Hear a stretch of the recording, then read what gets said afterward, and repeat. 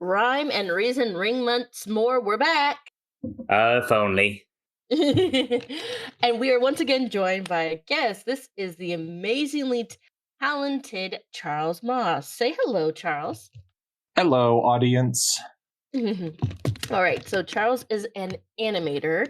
They are working on their own show called Detective Cat, and I decided, like I said, I've been trying to have more guests on, and I'm like, hey, Charles, you want to join us for Phantom Tollbooth? Because I thought, let's have an animator, on an animated film, but also I always love it when our guests like bring in, information and stuff. So I thought this would also be perfect since, Charles is did you study the art of animation or did you just do it yourself? Like started yourself?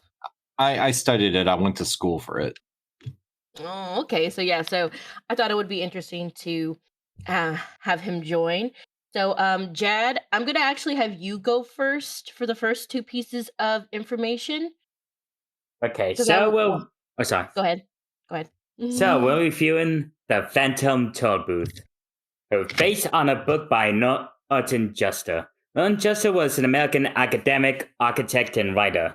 He was born in 1929, and before he became a writer, Juster met Jules Pfeiffer, a cartoonist, and they became fast friends. So in 1961, Jester published The Phantom Tollbooth, complete with art by Pfeiffer. Now, the Phantom Tollbooth became extremely popular, and today, even like today, it's considered one of the best pieces of children's literature. Jester made this statement about the book in 2011. When I grew up, I still felt that like that puzzle kid, disconnected, disinterested, and confused. There was no rhyme or reason in life. My thoughts focused on him, and I began writing about his childhood, which was really mine. Today's world of texting and tweeting is quite a different place, but children are still the same as they've always been. They get bored and confused and still struggle to figure out the important questions of life. Well, once thing has changed, as many states limit tolls on the highway, some children may never encounter a toll booth. Luckily, there are other routes to the lands beyond, and it is impossible to seek them and fun to try. Charles, you want to take him the next two pieces? Sure. Sadly, Juster passed away in 2021 at the end of 91 due to complications from a stroke. Oh, wow, he lived long. Mm-hmm. Yeah, quite a life. But anyway, this film adaptation was directed by the legendary Chuck Jones and co-directed by Abe Levitow. So already we're getting some animation veterans involved. But yeah, Levitow worked under Jones's supervision as an animator and joined him when he left Warner Brothers to form Sib Tower 12 Productions. There, they were commissioned by MGM to animate a new series of theatrical Tom and Jerry shorts. The shorts proved to be so popular that MGM would acquire the studio and rename it MGM Animation / Visual Arts. Now, The Phantom Tollbooth was Jones' first and, well, only full-length movie he directed. The film was originally completed in 1968, but it wouldn't be released until 1970, 2 years later. This was mainly due to changes at MGM's management. At such, it was released with no marketing, and no surprise, it was a financial flop because of that. But despite that, it got good reviews from both critics and animation film buffs alike. Norton Juster, the author of the book, however, despised the movie. He said in an interview, "It was a film I never liked. I don't think they did a good job on it.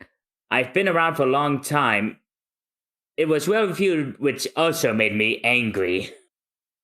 Now, for the cast, Fitzpatrick plays the main character Milo in both the live-action sequence and as the voiceover. Patrick is perhaps best known for playing Eddie Munster, this classic sitcom, The Munsters. Yep, he was the kid. Let's see. And you got Mel Blanc voices Officer Short Shrift, the dodecahedron, and several other characters. I like the dodecahedron kind of sounds a little like Bugs Bunny. Oh yeah, a lot like Bugs Bunny. Yeah. There's a little bit of Bugs Bunny in the movie. Like I just got done finishing watching it, and whenever I heard him, I just went, "Yeah, what's up, Doc?" Yeah. And the equally talented Dawes Butler played the weatherman, the census taker, and several other characters. And we recently heard Butler's voice on our podcast when we reviewed Raggedy Ann and the Pumpkin Who Couldn't Smile. He played Raggedy Ann. Yeah, Charles, take it away. All right. Another legend in voice acting, June Foray, voices the Princess of Pure Reason, voices Milo's friend Ralph in the live action sequence, and Faintly Macabre, the not so wicked witch. She also joined Butler in a previous review as Raggedy Ann in the same special. And Hans Conrad voices both King Azaz the Unabridged and the Mathematician. While you might remember him best as the voice of Captain Hook in Disney's Peter Pan and Snidey Whiplash and Dudley Do-Right, we have heard him voice the Grinch in a previous review, Halloween is Grinch Night. Yep. And oh no, go ahead. Sorry, Dad. And Larry Thor voices Tuck the Watchdog. Thor started off as a radio announcer and newscaster before he transitioned into radio dramas. Okay, whoops. Let me do that. Okay, so and then let me see where was it? Les Tremaine voices the humbug and the poetic words vendor. This is another person where it's like, oh yeah, this voice is familiar. He had a long career in vaudeville, radio, film, and television. He was once named one of the most distinctive voices on the radio. And then the songs, yes, this is a musical, were composed by Lee Pockris, who is mostly known for his Broadway work, and Norman Gimbel did the lyrics. All right, so I think I put this on the list because this is a movie that I remember watching, and I'm like, oh, I really like this. And I've also read the book, which is also good. And so let's just jump right into it. So, as we said, the film focuses on a boy named Milo, and he is so bored of life. We see him at the beginning, kind of like daydreaming, or like just it doesn't At kind school, of yeah. like. Whereas I kind of was like, he's like disassociating. Like I was like, I get you, I get you. Um, and he heads home, and the song plays at the beginning. I don't know Yeah, and the Milo song has this kind of Burt Bacharach kind of feel to it. It's very easy listening. hmm Like It it's almost like sounds like a jingle for an airline company. Like, the whole yeah, world this could be is pie. Well, it is your pie when you fly with United Airlines. yeah, and it's late '60s, so it was around that time where songs like "Raindrops Keep Falling on My Head" were popular, and I guess this was kind of cashing in on that. And it Probably. does, it kind of fits the tone because you got this boy who doesn't seem satisfied with life, and the song is just giving him the slow diss track, like "Milo, where are you going? Why are Yeah. you so bored? Can't you play with the Switch too instead? Oh wait, they haven't invented that in another 50 years. Oh well." So he gets home, he calls his friend Ralph, and I just have to say, it's like this. I know it's like it's always like, oh man, an actual phone. It's just it looks so old, and then all of a sudden this random box appears in his room. That did happen in the book. He was like in his room, and all of a sudden he sees this massive box. And I thought this was actually really cool how they did it. The box opens up and reveals a toll booth. Now, if you've never seen a toll booth, back in my day, they had these when you were driving, like if you were it's usually like on a highway, you would go through the toll booth, and my parents would say you got to pay the toll to the troll. So I used to think that there was a troll inside the little little like offices, and we would give him coins to check the coins and then let us through. But yeah, that's to help like pay for like I think like road repairs or stuff. Okay, I almost made an Always Sunny joke, but I'm No. better than that. Okay, and then the toll booth opens up and basically says, "Hey Milo, you've been gifted a toll booth." And there's a little red car, and they say it's like, "Hey, where do you want to go?" So they give him this really pretty looking map. He looks at it and it's he's like looking at all these names, like, "What are all these names?" And then he's like, "I guess I'll go to the castle in the air." Yeah, And and when he drives through the toll booth, he becomes animated, like in Yeah, a signature song.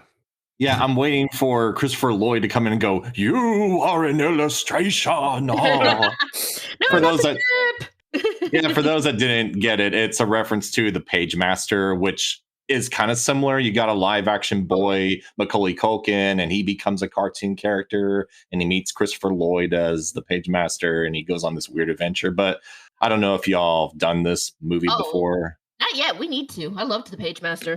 Oh yeah, Um, That's another one I barely remember. that's worth looking into in the future. But yeah, this movie kind of functions the same way. He goes through the toll booth and he suddenly becomes a Chuck Jones animated character, and we get this kind of long thing where he keeps going back and forth between live action animated. Yeah, because he realizes that something's different. Um, and so he starts driving, and he comes to a sign that says "Beware of Officer Short Shrift," and it's this little cop who also has like a he's like a part unicycle because he doesn't have any legs, and he comes in and he's like, everybody's guilty, guilty, guilty, guilty. It's like his whole thing, and he's being Mhm. a bit of a dick. But it's like this is I feel like Phantom Tollbooth was also a little inspired by Alice in Wonderland, where it's like you get in and Oh things are a yeah. little crazy, and he can't because like the officer's like, you're guilty. He's like, I haven't done anything, which is just like real life. But he goes, I have to get to the castle in the air, and all of a sudden we hear uh thunder and there's lightning, and after short just like, the what in the what, the castle in the air, and then short Yeah, just it's like Mhm. in Young Frankenstein where they go Frau Blucher and you hear yes, horses go. "Nee." It's like yes, supposed that's to be this exactly what. ominous thing. Like, Also, side note, I want to point out that because this is a Chuck Jones production, I couldn't help but notice that the police officer looks like Rocky from the Bugs Bunny cartoons, the He gangster, does. because oh his yeah. he's got this protruding chin and his hat covers the first half of his face. Yeah. I just think it's a cute character detail. Yeah, see, I think one of the reasons I really loved this film is because, we all of us grew up like with Chuck Jones. We all were like Oh, watching the definitely. the The reruns. Grinch and Yes. And Looney it's just Tunes. and like it yep. kind of is sad this is his only feature length film, but it's just like I think it Didn't made me he love his also didn't he also co-direct Gay Paris? I think He only he did. wrote it. Oh, Oh, but what about the art design? Gabe. Hang on. No, it was directed by Abe Levital. Chuck Jones only worked as a writer. huh. Oh, I I definitely see. think he would have maybe at least done some of the character designs because you're right. In Gay It, Paris, some of the character designs look Well, similar Abe to his Levital style. did work under Chuck Jones for years, so Oh, I can imagine he was inspired. yeah. But Again, interesting. I think it's just like, there's something about Chuck Jones' style that is very charming, Oh and yeah. I love it. Now it's funny when you look at Chuck Jones's filmography. When he started out at Warner Brothers, he was basically just kind of copying Disney with the Sniffles the Mouse cartoons. And I think during the 50s, he kind of started finding his voice, and it was where the characters kind of became a little more simplified and more abstract. Because this was during the boom of like postmodern art and UPA styled animation. And if you compare, say, what's Opera Doc with the Great Piggy Bank Robbery, it's like night and day between two mhm. eras. And Chuck Jones just kind of created this sort of, style. And the 60s was definitely much more prominent with television and even some of the latter Looney Tunes shorts he worked on. It's very geometric, very flat, but also very um, colorful. But the characters themselves, they have this kind of laid back looking energy. Like if you look at One Froggy Evening and What's Opera Doc and the Rocky and Mugsy cartoons. Hmm. Mhm. So we first go to a place called the Doldrums, Oh no, no, no! where You forgot about the Weatherman. oh, the Weatherman, yes. Oh god, I love the Mhm, way they designed this character. Because, mhm, like I said, I have the book right here, with me. Cause, and I'm looking at the pictures, and Juster drew the Weatherman, and I kind of like how Chuck Jones drew him. He's a lot mhm. cuter, and he comes in and he like kind of repeats himself a lot, but he's just such an adorable little man. And Yeah, he, because he lost his way, as he said. yeah. And he's like, "Welcome to the land of expectations, the land of expectations." And then again, like I do feel this is very Alice in Wonderland inspired because once again, Milo's really confused. And the weatherman has a bunch of balloons and he starts floating up. He's like, "I hope you find my way." and he flies up, and Milo's like, "Well, that was weird." But Yeah, and by the way, because this world functions with grammar-based um, lingo, the weatherman is spelt as Oh yeah. WHETHER. So yeah. that's kind of your first indication you're going to get a lot of wordplay and a lot of puns in this movie. This is a very cleverly written book and movie. And then we get to the doldrums where we meet the Lethargians. There are these see-through, goopy The creatures. Lithargians, I think they're called. Yeah. And they live in the doldrums, and it is illegal to think of the doldrums. It's like illegal to do anything. And they sing a song, Don't Say There's Nothing to Do in the Doldrums.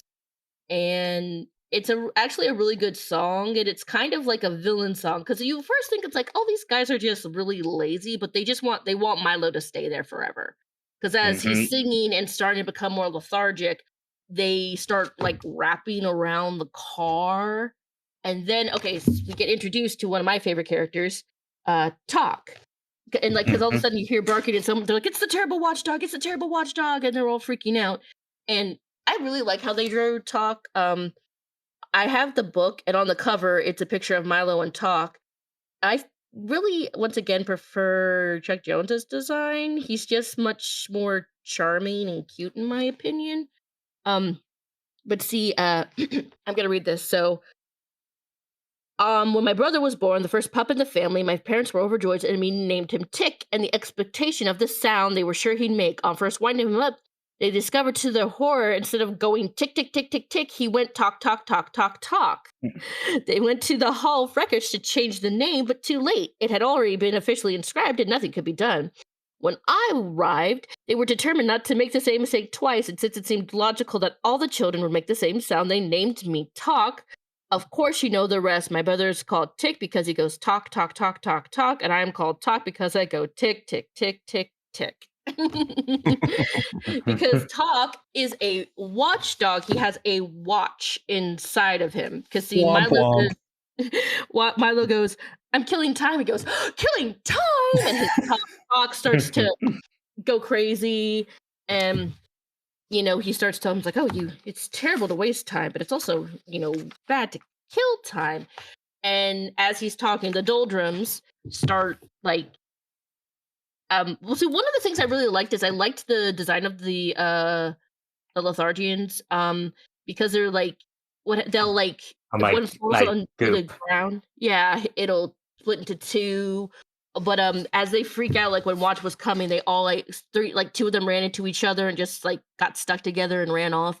But now, they start to form into like this huge wave of clear goop. But in order to get out of the doldrums, Talk says you have to think.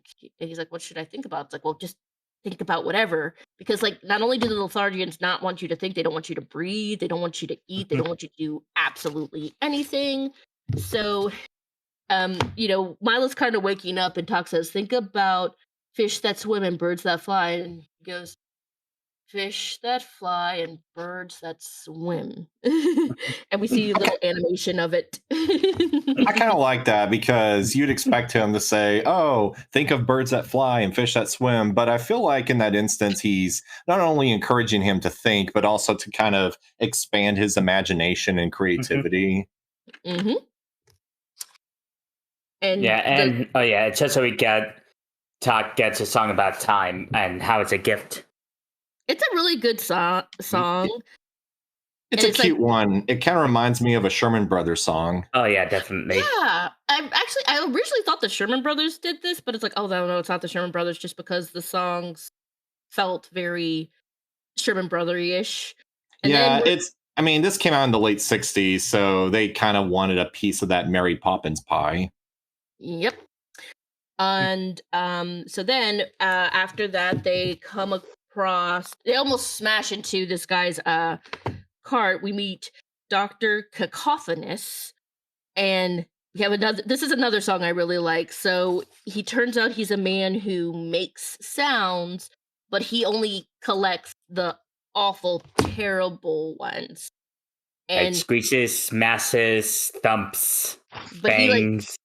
loves it. It's his jam. And then we're also introduced to the awful Din, which is voiced by Candido. I hope Yeah, I'm Candy saying. Candido. He was a radio star back in the early 20th century, and he's played in a few famous Disney films. He was Oh most yeah. known for playing the Native American chief in Peter Pan. Not the best representation, but just thought I'd throw it out there. He also played one of Maleficent's goons in Sleeping Beauty. Like, he's known for having this very, very, very deep voice. He's like, like in Robin Hood, he plays this alligator Oh announcer. yeah, that was perfect He's like, Yeah. casting. he's like, Yeah. attention, everyone! The archery Yes. tournament will now begin. I'll He get you also next time, Gadget. he was also Fidget, the peg-legged bat in The Great Mouse Detective. That's right. And they sped up Oh, his voice to make it higher. Oh, I don't know why they that did part I that. didn't know. Just have him use the regular voice. And I also didn't know this. He was the voice of the mechanical mouse, the giant mouse of Meeks in American Tail. So again, we have like a lot of really talented people who like you probably like don't know their name, but they voiced something in your childhood. Like even earlier, the Doldrums were actually voiced by Thor Ravenscroft, but I think I it was knew they listed sounded as familiar. uncredited. Yeah, I knew those voices sounded familiar because all the Lothardians have the exact same voice. Mhm. But the awful Din, it's spelled Dynne, but it's like he's like, what do you say like when you hear a bunch of construction on the road? What do people complain about? The awful Din. Hey, what does your mother tell you to stop doing when she's on the phone? Keep down the awful Din. Again, this is a very like clever movie with all its like wordplay and everything. And again, like so they finally leave because it's too loud, it's too crazy. It's like we gotta get out of here. And Talk grabs a bottle of laughter, and they are soon in the Dixonopolis, Dictionopolis. the kingdom Uh-huh. of letters and words. Okay, so as they're driving through like an orchid. And Letters are growing on trees, and like you can see that the trees are clear like paper, and on the tree trunks are printed on them, and on the leaves are printed on them like paper. mm-hmm. Yeah, And they even mention money doesn't grow on trees, but words do. yep. Okay, and then they go into the marketplace where the people are selling words, but like I love one where it's like, "Hey, we're selling half-baked ideas." I'm like, "Ha ha ha." That's Have funny. big time. That got a laugh out of me. Yeah, I really love how clever this movie is, and then we meet like this seller, and once again, this is a voice. It's like I recognize that voice, even though it's Mel Blanc, the amazing uh, Mm-hmm. Mel Blanc. Um, and he gives Milo a bag of words, and then they meet the spelling bee. Um, Oh yeah, this is another voice I remember. Let me hang on. I got the cast link put up. Shepard Menken, and he was a character actor, I believe. And yes. for those of you who are really, really old, you might recognize him as Clyde Craskcup in the Elephant Show. Oh wow. Yeah. And he's like, it's a bee, but he's not mean bee. He is the spelling bee. Mm-hmm. So like, I got the book right here. It's like, perhaps I could be of some assistance. ASSISTANCE, buzzed an unfamiliar voice. And when Milo looked up, he saw an enormous bee, at least twice his size, sitting on top of the wagon. I am the spelling bee, announced the spelling bee. Don't be alarmed. ALRMED. So that's like basically his whole thing. He knows every word and he can spell every word. And I actually really like the design of the bee. I think he's like really cute. Yeah, he because almost looks like a hummingbird. yes. And then we're introduced to like our third main character, the humbug. And Mm-hmm. I just don't know why, but he and the spelling bee just have some sort of like vendetta against each other. Cause he just starts making shit up. Like he starts like making fun of the spelling bee.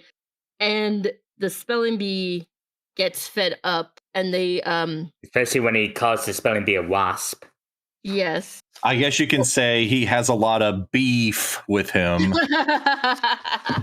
Yes. Oh God. Because they start fighting, and because of that, what happens is The the entire bee. marketplace collapses. Oh, Yeah. sorry. And let's see what happens is the bee gets the humbug. The humbug falls over and hits a booth, and then the booth starts to like topple over, and it's like a what is it called, a domino effect. And Yeah. Milo gets And unlucky because the word guilty lands on his head. And who should come back but Officer Short Shrift? and he proclaims Milo guilty, but Milo says, "But you can't pronounce me guilty. You're not a judge." To which he quickly transforms into a judge. Yeah, he keeps And bending over backwards every time he tries to sentence him. And he's like, wait, you can't sentence me. A jailer has to do it. Okay, now I'm a jailer. Now I'm taking you to prison. yes, so they're in prison, and that's where short shrift, I mean, says that he'll be sent to cell with a witch. But it's not But a witch, it's a witch. WHICH, yeah. Faintly macabre, the not so wicked witch. She's so, I love the design. She's so cute. And she She even kind of mentions, reminds me a lot. I know I keep comparing the characters to other stuff, but she really reminded me of the fairy godmother from Disney Cinderella. yes, And that's a little bit of Granny from Looney Tunes. yes, Yeah, she's June just so Foray. cute. She's, and the thing Yeah, is that like she says, "My name's Faintly the Cobb, the not so wicked witch," and the Weatherman happens to be her brother. Um, and then we get the story of what happened in the Land of Wisdom. There was originally a king, but unfortunately he died. Now, Talk had described this story earlier, but it's where we this get into is more detail about it. there And was a prince, and he established the kings of knowledge. King Azaz the Unabridged. No. And his Their father was the original king, but King oh, Azaz and the Math Magician are his sons. yeah. So one from the kingdom of World Dixonopolis, and the other from the kingdom of numbers, the kingdom of mathematics. And he kept insisting that one was more important than the other. It's Yeah. basically an argument between words and numbers. So, in And order to find, sorry. so see, Sorry. in the book, it talks about this. It seems like so Azaz and the Math Magician are his like blood sons, but it seems like he found, okay, I'm gonna read the book. His only regret was he never had a daughter, for he loved little girls as much as he loved little boys. One day he was strolling peacefully around the grounds. He discovered two tiny babies had been abandoned in a basket under the grape arbor. They were beautiful golden-haired girls. The king was overjoyed. They have been sent to crown my old age. And he called the queen, his ministers, the palace staff, and indeed the entire population to see him. We'll call this one Rhyme and this one Reason. So they became the princesses of sweet rhyme and the princess of pure reason, and were brought up in the palace. And so the sons promised like to take care of the daughters when he passed. But as we find out, see, even like as little kids, apparently, Azaz and the mathematician didn't like each other because Azaz thinks words are more important. The mathematician thinks numbers are more important. And finally, they like have a fight where they butt heads. And they go to Rhyme and Reason, and they say, okay, which one's better, words or letters? But Rhyme and Reason, being the only people with a brain cell in this argument, are like, well, they're both equally important. But the kings are not. Yeah. Oof, they're not happy. They're furious, and they banish him to the castle in the air. Yeah. Call back.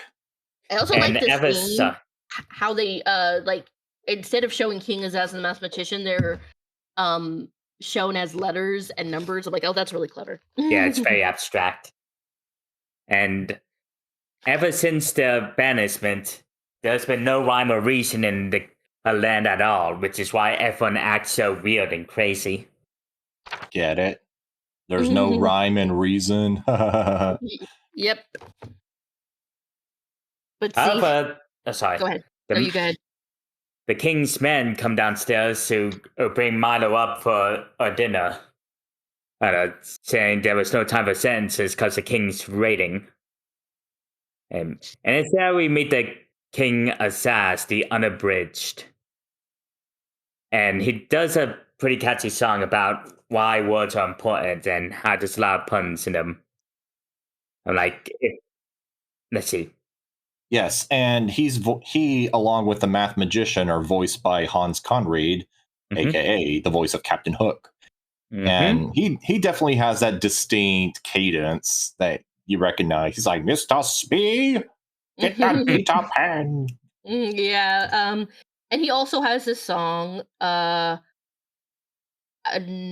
I'm not sure what it's called, but he's basically he's trying to sort of explain why he thinks words are more important, and it's a very catchy song. And also there are these five guys. I can't remember what their names were. They're in the book too. Um, there's I think they're like they all have different names, but they just they're talking. They'll be like let's see. I'm trying to find the post where it's on. Um, they invite Milo to have dinner with King Azaz. Are they the ministers? Yeah, the ministers. That's who they are. I don't think they mention their names in the movie. Where is it? Where were they introduced? So, yeah. So anyway, the king says that it's time. Sorry. So in the book, they introduce themselves as the Duke of Definition, the Minister of Meaning, the Earl of Essence, the Count of Connotation, the Undersecretary of Understanding. And see, like what they do is like they'll say one will say greetings, the other one will say salutations, hello, and all this. Like so, it's just them all sort of saying synonyms. Oh yeah, that is what they did in the movie when we first met him. Yeah, and there's this really cool visual where at first you see one guy, but then as each of them introduce each other, they kind of come out of the original person in almost the same shape, but they get smaller. And there's like this one little guy, and he Yes. talks with a very deep voice. It's like a head with little legs and arms. It's kind of cute. Yeah. And so then they Sorry. go ahead, Jad. At the dinner table, the king says that since Milo's the guest, he's the first to speak. And Milo tries to tell him about his plan to rescue Princess Rhyme of Reason, but the king says that's enough. He has to let someone else speak. And that's when everyone else at the dinner table instead just lists different food. Yes, and that's where Milo has to eat his own words. Because their food is literally words, because it's a word kingdom. This movie's very creative. Yeah. And the king was like, well, you should have said something and more delicious. Yeah, you should have had a tastier speech. And then Milo had talked to him, the witch, and said, hey, maybe we can rescue Rhyme and Reason. So he goes to talk to the king. And even so, it's like, this is how you know this is fictional, because there's no way a ruler would actually admit something's wrong like this. But he's like, yeah, things were better when the two little princesses were around. No, see, because King Azaz is on the list. Oh, no! No!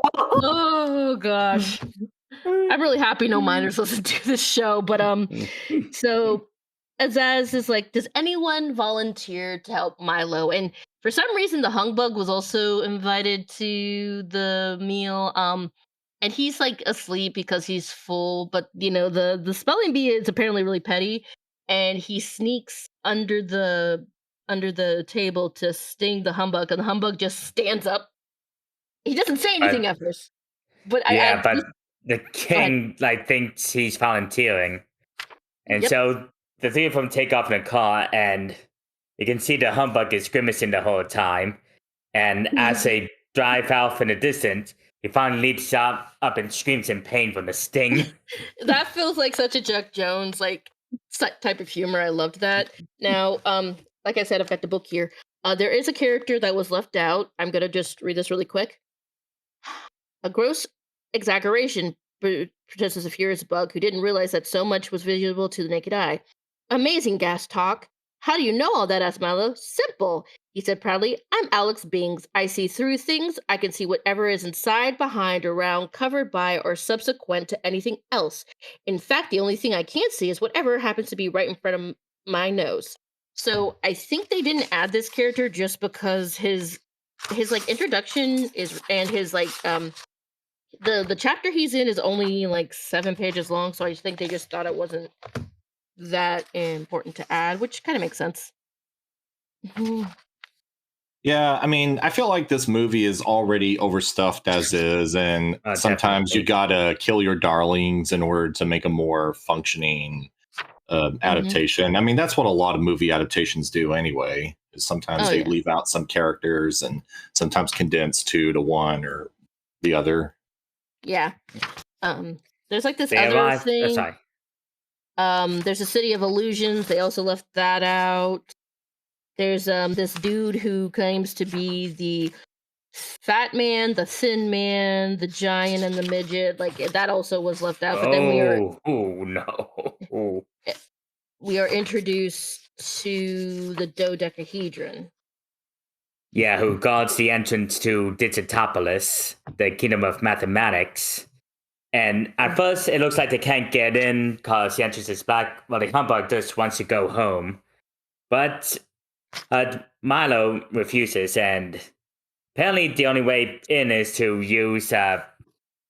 think their way through many mathematics.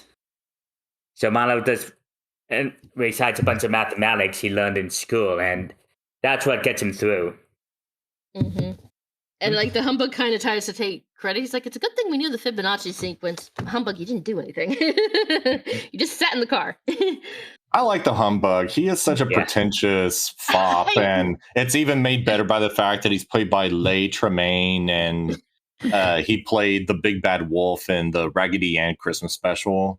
Yeah, like he is a lot of fun in this. Like, I'm not denying that the humbug is not fun. He is such a fun character, and I love his design too. Mm-hmm. Yeah, he's got riz.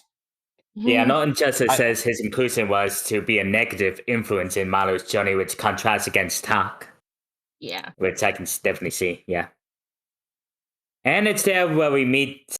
Let's see here, the mathematician. Yeah, the other king. Yeah. Mm-hmm. And he sings a song about how important numbers are. Like, if you have a deep thought, how do you tell how deep? Numbers. And it's the same like melody as his brother's song. And I think this was sort of made to show that while the brothers are very different, they also are very similar.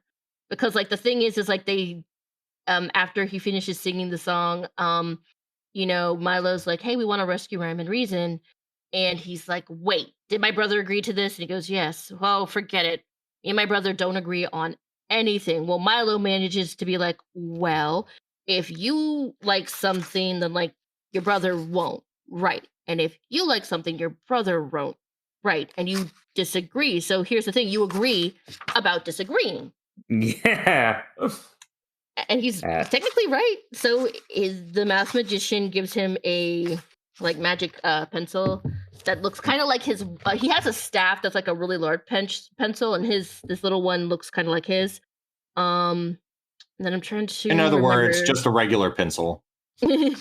Yeah. Is this where they just don't draw doodle Bob? Yeah. Is that where we did we meet Chroma now? Is this where we meet Chroma? Oh yeah, the conductor. Yes. Tak says earlier that there was only one sane man left in the entire land. He's the one who conducts the sunrise and sunset. This is a very pretty scene. Definitely. Yeah, I love the way he's drawn whenever he begins conducting. He like raises his arms up and he darts his eyes back and forth. That face. As if there's an orchestra. Yeah. It's a very Bugs Bunny looking kind of pose. given Yeah, I wouldn't be who's. surprised if Yep. that animation was taken from a Bugs Bunny show Chuck Jones did. Yeah, like his expression is very Bug Bunny-ish. Yeah, he's got And the chubby cheeks and the very, scrunched in eyes and his kind of mischievous looking demeanor. yeah. And so then they went No, so no, I'm no. The having conductor oh asked right. Milo to wake him up early enough to conduct the sunrise. But since he can't wait, the humbug suggests to Milo to just conduct the sunrise himself. Uh, Wait, but it's a that's why really dumb idea. I don't know why Milo went with this. Like, Milo, you don't have any experience Yeah. conducting, but he does Yeah, it we're anyways. getting kind of a Sorcerer's Apprentice moment where Mickey tries to do the magic but keeps fucking up. And he yeah, fucks it up greatly. Yeah, he's warping the uh, laws of physics. yeah, like it's just as a clash between night and day, hey, and a bunch of colors and lighting clashing. And it's there that they reach, I believe it's called the Mountains of Ignorance. Yes. Yeah, the Mountains of Ignorance. And we're And introduced to the census taker, not census, senses, like your sense of SCNSCS. yeah, Yeah. like your sense of taste and smell, stuff like that. Yeah, and it's that he starts to steal the sensor, including the sensor direction, which causes his car to spin in a still circle. But in order to counter this, Tak got the bottle of laughter earlier in order to counter the census taker with a sense of humor. And it also sends the census taker into a laughing fit, where they manage to escape. But they meet this weird, faceless man who asks for help. Yeah, the terrible Trivium. And he basically asks them to do very trivial tasks, as is his name. But he asks Milo to pick grains of sand with a tweezer. And he asks the humbug to chisel out a hole with a little pin. And talks like, well, wait a minute, what are you guys doing? This is trivial. There's more important stuff than this. And they run away from him. Yeah, I'm gonna read what he says in the book, and also this is one of the designs that is like directly from the book that is in the movie. It looks exactly like neat. how it was drawn by a Jester. As he spoke, he tipped slowly towards them with his arms outstretched and continued to whisper in a soft and steeple voice. Now do come and stay with me. We'll have so much fun together. There are things to fill and things to empty, things to take away, things to bring back, things to pick up, and things to put down. Besides all that, we have pencils to sharpen, holes to dig, nails to straighten, stamps to lick, and ever so much more. Well, if you'll stay, you'll never have to think again. And with a little patience, you can become a monster of habit, too. Mm-hmm. And Wow. And it's almost like this movie has some kind of commentary on how introverted society has become. Yeah. Maybe. And then as they're running, they hear someone saying, "Hey, keep running. Keep running. He's right behind you. He's right behind you." And they all fall into this hole. And I want to read what this is also in the movie. "Oh, I'd do as much for anybody," he replied. "Bad advice is my specialty, for as you can plainly see, I'm the long-nosed, green-eyed, curly-haired, wild-mouthed, thin-necked, broad-shouldered, round-bodied, bow-legged, big-footed monster, and if I do say myself, one of the most frightening fiends in this whole wild wilderness. With me here, you wouldn't dare try to escape." But Milo sort of has started to catch on. He's like, just because somebody says there's something doesn't mean that's what it is, and he climbs up the hole and sees this tiny little furry creature. Puffball, yeah. Yeah, the one-eyed, one-horned, and flying purple people eater. But it says, "I'm the demon of insincerity. I don't mean what I say. I don't mean what I do. And I don't mean what I am. Most people who believe what I tell them go the wrong way and stay there. But you and your awful telescope have spoiled everything. I'm going home." Like he gets all fussy and he runs away. And then they're grabbed by the gelatinous giant. Yeah, it's the jolly something. the jolly Jello giant. He's Try not saying that that 3 times jolly, though. fast. He's not that jolly though. No, he's not jolly. He's angry and Yes. Hanky. because I think he's gonna eat them, but Milo Milo says, pulls out his bag of ideas he got from the king, and that terrifies the giants. He starts to melt because he's afraid of change and ideas. mm-hmm. And they think that they're safe, but the other demons. So in this, they're called demons. In the book, they're called fiends, but it's basically the same thing. So they start moving towards the castle. And I actually like a lot of these monster designs. They're very Oh yeah, creepy and surreal. Um, and some of them are a little sketchy, but I also kind of liked that. Who first? I think it's the two-headed hypocrite. yeah. The Yes. thread, the Yeah, excuse, we're and the overbearing still know-it-all. yeah, we're still committing with the whole wordplay, the two-headed, two-faced hypocrite, and the overbearing know-it-all. Mm-hmm. And he defeats the two-headed hypocrite with the word forthright. He draws like a huge four. He reaches into the bag of letters and pulls out forthright, and that defeats them. And then comes the what's he called? Not the overbearing know-it-all. Yeah, the overbearing And know-it-all. Yep. He uses the word humility. mm-hmm. But then the other monsters like start to sort of merge together and become this huge horned beast. Like you see the words malice, hate, all this on them. And Prejudice, cruelty. Yeah. Basically, the Republican Party. yeah, basically. Um, It but is a good metaphor for what they're doing to our schools, huh? Satire. Satire. and then, Ba-da-ba-ba-da-ba. and so Talk tries to bite the monster, but the monster like throws Talk off, and for a second you kind of think he's dying, but thankfully he doesn't. But like Milo runs to meet the princesses of Rhyme and Reason, and they're drawn. I'm not sure why they They're did almost like like this. Yeah, they don't have faces. yeah, they're just silhouettes. They Yeah. kind of look like concept art that they just kind of decided to literally translate as models, but would have been kind of nice to give them faces. I might do some Yeah. fan art later. Yeah, I'm not sure why they didn't do that. That felt so odd to Yeah, they're me. probably cutting corners here. Yeah.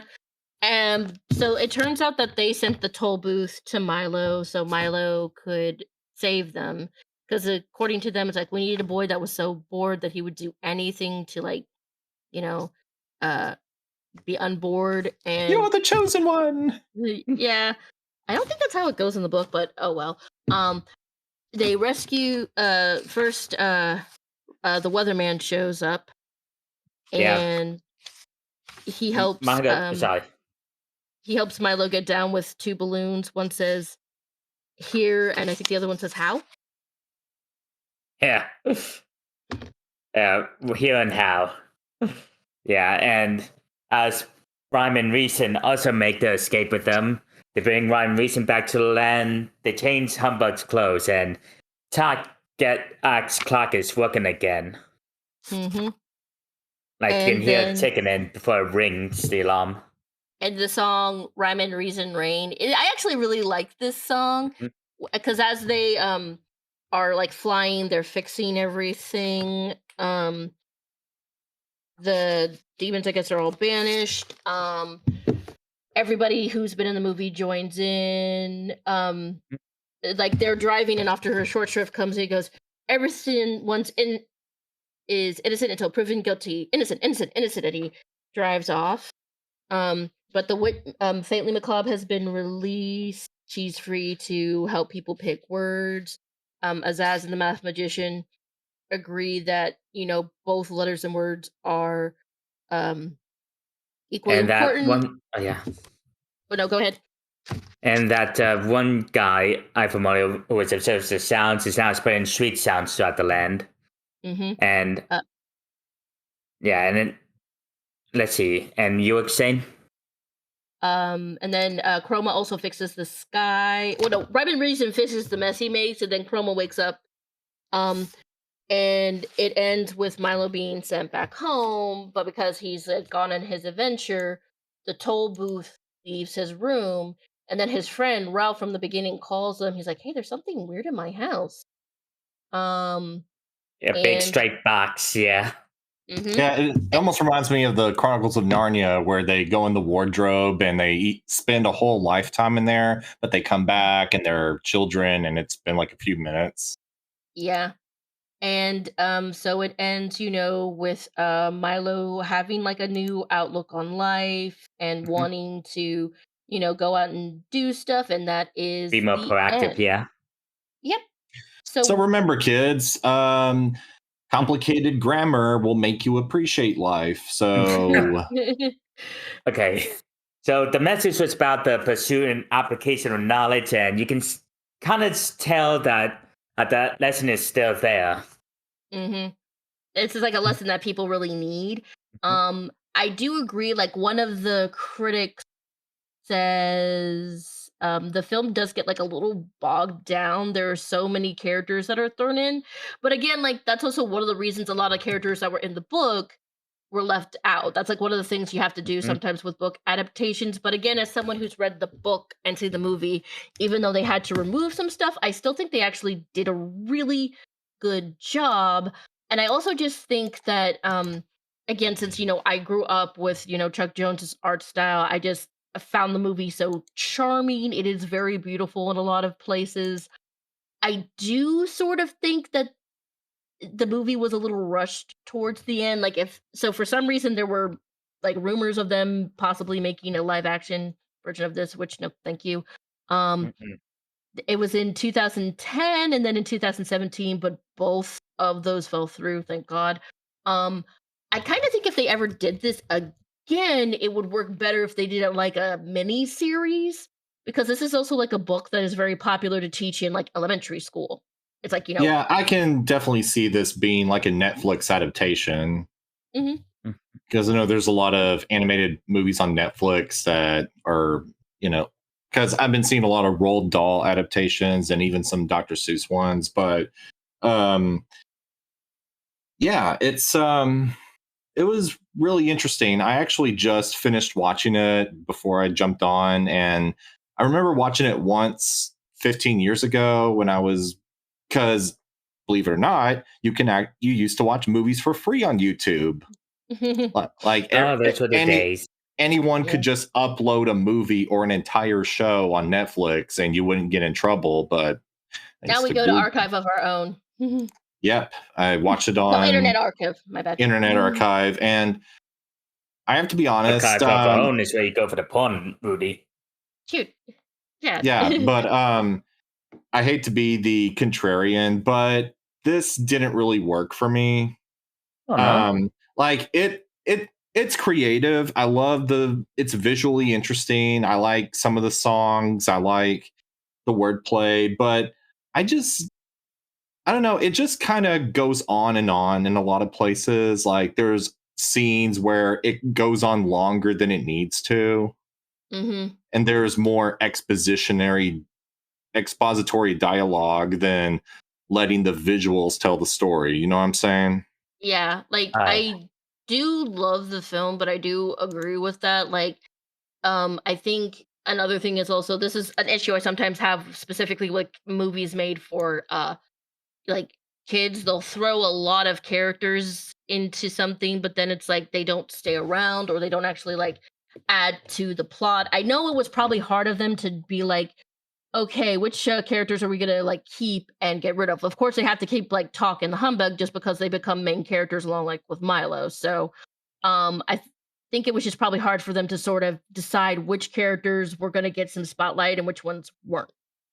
That Now, makes I sense. will say, I'm glad that this movie does commit to its episodic structure like the book does, because that's the same, type of storytelling you used to get with movies like Alice in Wonderland and Wizard of Oz, where, Hmm. there isn't necessarily a three-act structure. It's just a character going from one character to another until they reach the climax. But it, if this were made today and you mentioned there was a live action remake, I guarantee they would have restructured this to give it a cliched prophecy plot and Oh. added action scenes and like So the Tim Burton Alice in Wonderland movie.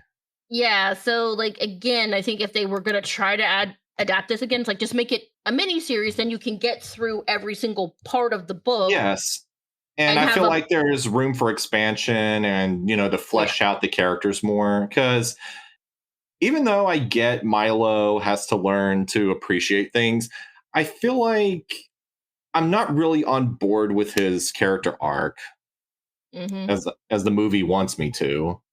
Yeah, I also felt like his understanding of like when he gets to the end and it's like, yay, I like understand everything and stuff like that. And it's like that felt a little fast. But And honestly, even when he first comes into the animated world, like he's going through this swirly highway and just this acid trip fantasy land, he's just like, I'm driving on the road and I have nothing to worry about. It's like, dude, read the room, buddy. where's your sense of You wonder? you turned into a celluloid Happy Meal mascot, and you're in Wonderland on Quaaludes. I mean, this should be the most exciting thing for you. Are you really that bored? It's like, Probably. I So mean, this is I'd be shitting my pants if that happened to me. So see, I think what it is just see, I would like give this movie. I think I'm gonna give it like I'm gonna give it like a 3.5 because it is very well animated. Like one of the it's like when on this podcast we don't always get to watch stuff that has really good animation. This has solid animation. Like the characters stay on model. There's no random like color changes. You don't have just like things that don't make sense within the art. So it's like, you know what, at least we have that. And I did like the songs. I kind of wish some of them had been longer. But like again, it's like it's just Milo's a bit of a Land dud of a character. yeah. Again, like I've said, I read the book. Yeah, He's a little more interesting and realistic in the book. I feel like when it comes to writing kid characters, some people have problems with that. And I felt like maybe that was another issue, so yeah. that they didn't know how to write Yeah, them. the Usually in side. usually in stories like these, the kid protagonist is often always the audience avatar. It's Yeah, like, the stand-in. Hmm. yeah, the blank slate. But another thing to comment is his cartoon persona kind of reminds me of how Christopher Robin looked in the 2011 Winnie the Pooh movie. Really? Because Christopher Robin usually has these dotted eyes like Adventure Time, but in that movie they gave him actual Yeah. human eyes, I don't and know what was with that. it's Ugh. Oh gosh, I saw a picture of it. Yeah, no, that's I don't like that. I don't like that not at all. But Mhm. so yeah, I would give So, this a 3.5. Jad, you go ahead. What did you think? yeah, I would give it a 3.5 as well. Like you said, the animation is great and the puns can be very clever, and the character animation is just classic Chuck Jones at its best. But yeah, the side characters were actually more interesting than the main character himself. Uh, it's like Moss said, it's because he's supposed to be the stand-in for the audience. And the thing is, you can do that, but you still need to make the character feel unique. yes. So And to Moss, what have did you? him actually react to his surroundings, Yeah, Moss, what would you give this out of 5? I would give it a 2. Oh Okay, that's wow! not bad. All right, so now we are getting into news. So I'm gonna go first. Moss, you will go second, and then Jad will go third. So we have to start off with, unfortunately, as we always do, we start off with some sad news. Lonnie Anderson, actress on the hit TV series WKRP in Cincinnati, has passed away. Um, so she died Sunday, just days before her 80th birthday. That's so Mm. sad. So the show WKRP in Cincinnati aired from 1978 to 1982, and it was set in a lagging Ohio radio station, trying to revenge itself with rock music. That is how she got her like start. She was the station's receptionist. Um, Jennifer. Um, she earned 2 Emmy Awards and 3 Golden Globe nominations because of that role. She also was married to Burt Reynolds for a while. I'm not sure if it says, yeah, it doesn't say how she died, but she is survived by her husband, her daughter, her son-in-law, her son, and her grandchildren. No, that's Yeah, sad. she was 79, so she lived a very long, fulfilling life. Okay, Uh, Moss, you got the next one. All right, so they just announced a new SpongeBob video game, SpongeBob SquarePants: Titans of the Tide. I haven't watched the trailer yet, but I think it's really cool that we're back to doing 3D platforming SpongeBob games because I Mm-hmm. remember when I used to rent Revenge of the Flying Dutchman and Battle for Bikini Bottom on the PS2. And I own a copy of Battle for Bikini Bottom, and it's actually one of my favorite games ever. Because Yeah, uh, this is. Sorry. if you yeah, want, you because can watch the trailer. oh, right now, Yeah, because Yeah, it's quite. Yeah. we'll do a It's thing where see it's like this. we'll talk while we're watching the trailer. sure. David Yeah. Hasselhoff is back, guys. Mm-hmm. Yeah, he does sings a song for this film. I Oh mean, my gosh, game. really? Yeah, Yes, because they were Yeah. hearing like, "What Looks do we like. do with a drunken and then pirate?" And it reveals Zardu Hasselfrau, aka David Hasselhoff. Oh my gosh, this looks and cool. yeah, It this is done by the does, same team behind the Battle for Bikini Bottom remake and the Cosmic Shake. I can see And that. and the animation is so good. It's still like, it's cartoony. yeah, Yes. They it's even do 3D, those but close-up it's illustrated gags like from the show. yeah. Now I'm curious. For Flying Dutchman, did they still get Brian Murphy to play him, or did they get Mark Hamill? Because I know there's a SpongeBob movie coming out this year, and they casted Mark Hamill to play him instead. Yeah, that's a good I'm not question. entirely sure. I do recognize that for King Neptune, they got that guy from the show to return as him. Oh, John O'Hurley. Yeah. Yeah, and seems like the story is that King Neptune and the Flying Dutchman are clashing, and their magic power is inadvertently transforming Bikini Bottom into a ghostly landscape. I see. Yeah, that's a good question. Who They got does Patrick. Wait, so I think if you get the Ghostly Edition, hang on, let me see what you get with the Ghostly Edition. So if you get the Ghostly Edition, you get the game, you get a steel book, you get 2 exclusive costumes, a sew and patch of the Flying Dutchman, 5 lenticular cards, and a golden spatula keychain. Hmm. That is pretty awesome. I would get that just for the keychain. I love Yeah, I keychains. gotta get those SpongeBob games try sometime. I got a lot of catching up to do. There was another one that came out a few years ago. What was it called? Was that the The Cosmic Cosmic Shake one? Shake? Oh, what's that? Cosmic Shake. Cosmic Shake. Yes. I think it's on my Steam wish list, so I might buy that soon and play it. Alrighty. No, I'm not And happy about this news. yeah, Nintendo Switch announced US price raise increases for the original Switch and its accessories. Boo. Piece.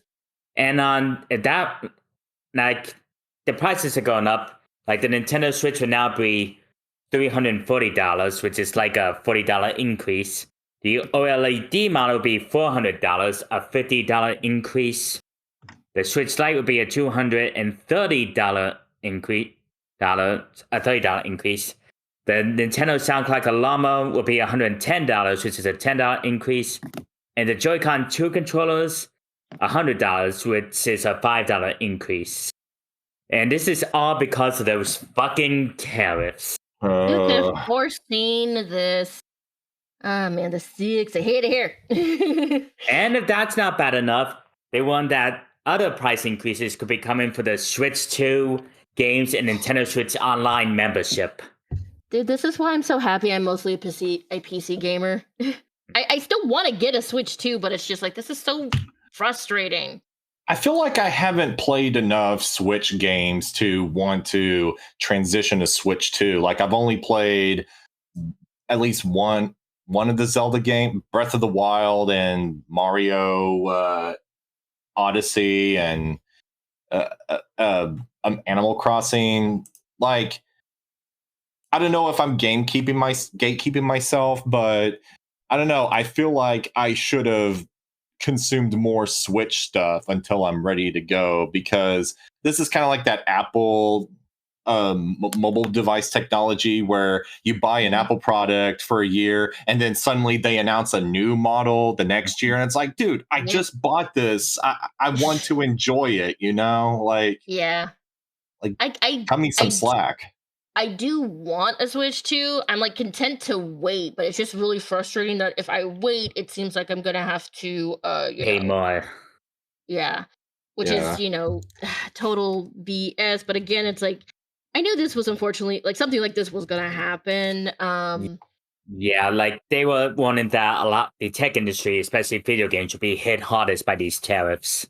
You could always go on, thrifting sites like Mercado or eBay to buy discounted versions.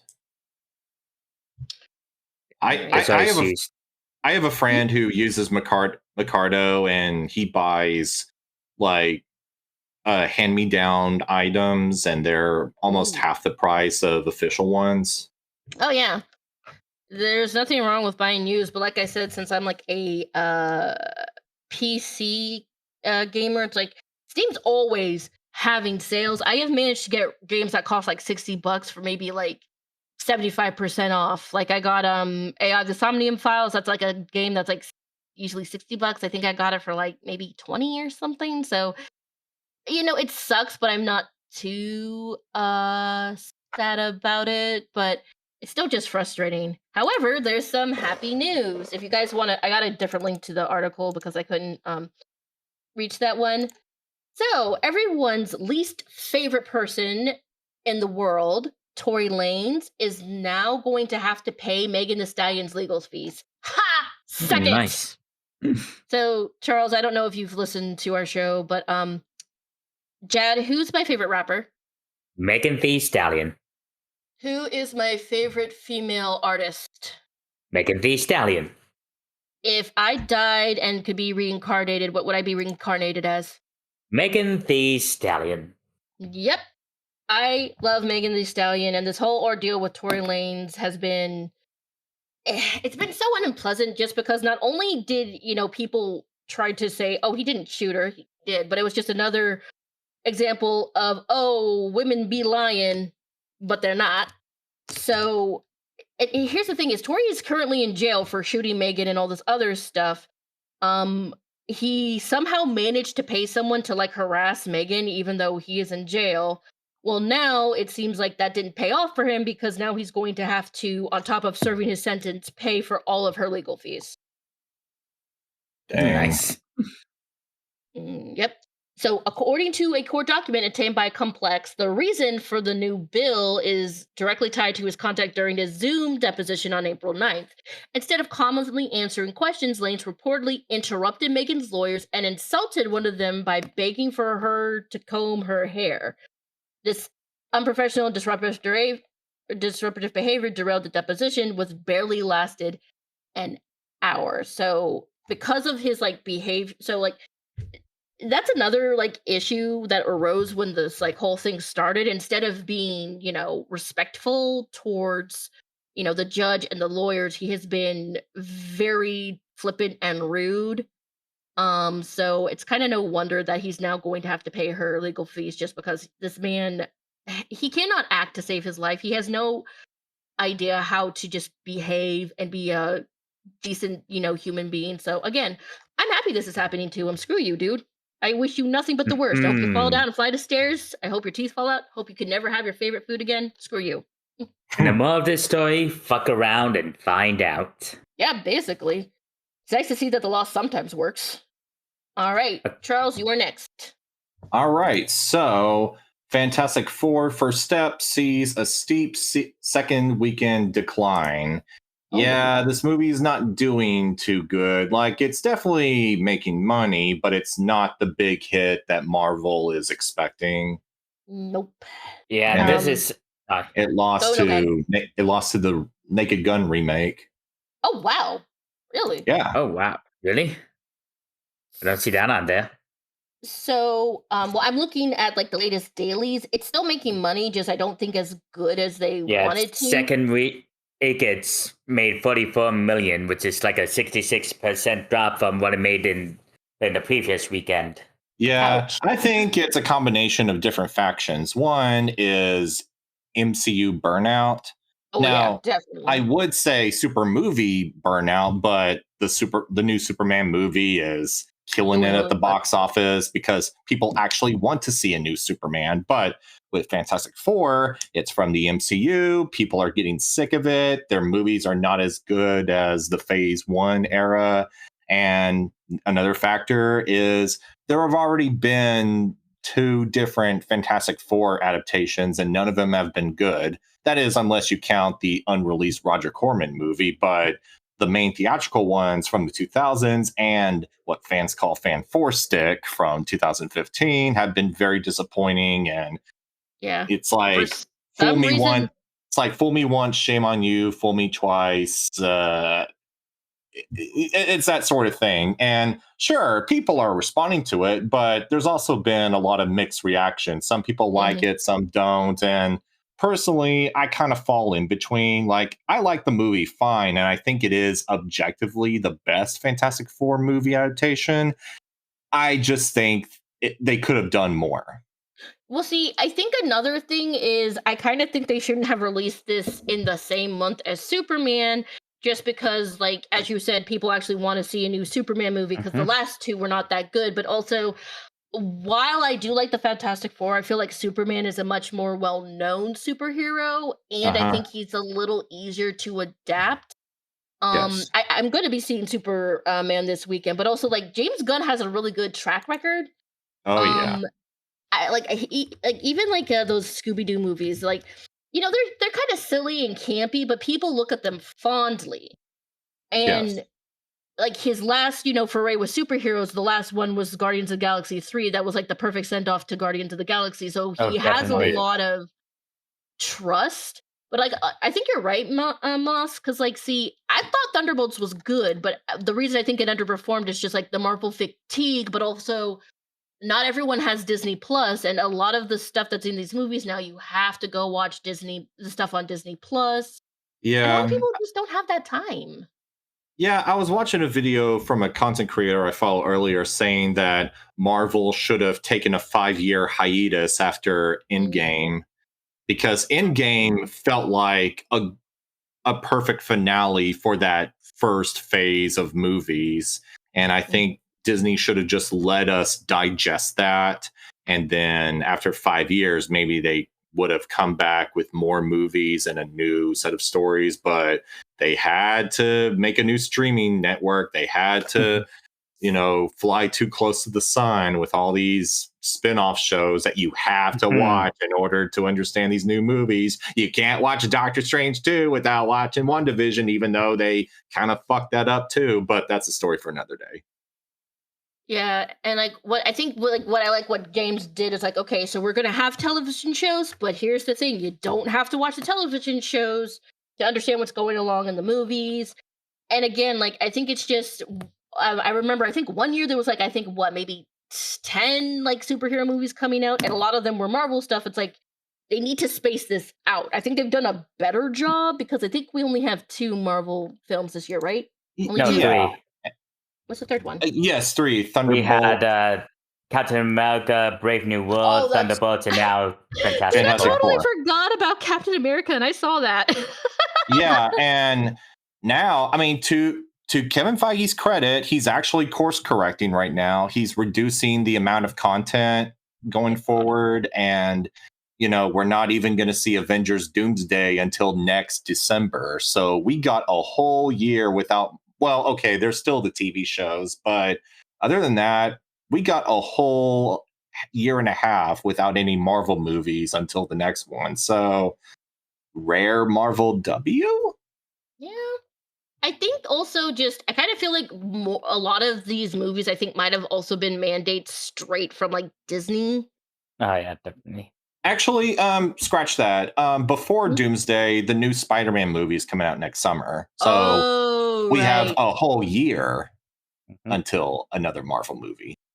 And I probably feel it was like the Ant-Man and Wasp, that movie, since it was such a major like bomb. I think that sort of made them like, maybe we should like, step back and not release as many movies. And Actually, it was Quantumania. Actually, yeah, no, you're right. It's called Ant-Man and the Wasp: Quantumania. Okay, Quantumania, never yeah. mind. So, I mean, I don't think the film is like, I don't want people to be like, oh, this film's a flop. It's like, no, it's just not doing the numbers Disney wants it to. Yeah, and I feel like Disney is going to, fall over backwards even more because going back to Ant-Man, you know, we were supposed to have Kang as the main bad guy, but because Quantumania didn't do so well, they decided to roll back on that, and now we got Robert Downey Jr. as No, that Doctor was Doom. because Jonathan Majors Oh made yes, Oh, that's twice yeah. right. That's right. That's Hmm. right too. Jonathan Yeah. Majors is, a wife beater. Scandal. Yeah, I mean they could have recasted him. I don't know why Like, they They didn't didn't. for some reason. I mean, That's they weird. recasted Rhodey back in the Iron Man days, and nobody Yeah, cared. I'm not sure why they And didn't yeah, recast it's him. it's weird though. Yeah, So, but So, anyway, yeah, so next up is you, oh Jad. right, my turn. Let's see here. Star Wars: A New Hope gets a 50th anniversary re-release. Woohoo! Yeah, so I'm loving this thing where they're starting to re-release these movies in theaters again, Thank and God. for events. Like, I can imagine it would be amazing to see A New Hope on the big screen again. Oh yeah, yeah. I'm really hoping, pun intended. Um, I'm confident that. I mean, I want to be confident that they'll release it as the original unaltered version I because this That'd is be the cool. 50th anniversary, and I don't know. I feel like it would be a missed opportunity to not have what was originally released in 1977 instead of the special edition oh version. god, yeah, cause all those needless stuff they added with the CG effects and that very awkward Jabba meeting.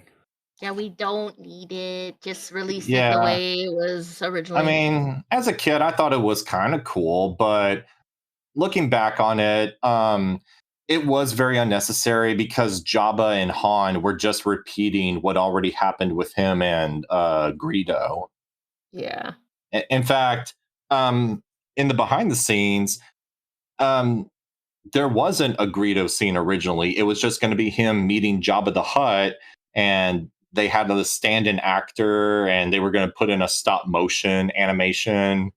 But George Lucas found it was too expensive at the time, so he decided to film a new scene where Greedo interrogates Han, and they go over how, oh, you better watch out for Jabba and pay your money back, or he's going to get you. And he's like, and he just shoots him. Except, no, not really. He shoots in self defense because Lucas doesn't want to scare the kids or whatever. Yeah. Yeah. But also just like, I don't know what it is. Like, one of the reasons I get some sort of like on top of like being like, oh, this movie is good. There's something I like watching old movies. There's just like something there's something about them that new movies don't Oh have. And yeah, I'm trying to be like, oh, back in my day, it's like, no, it's like there's something very yeah. charming There's a automatically sor- about them.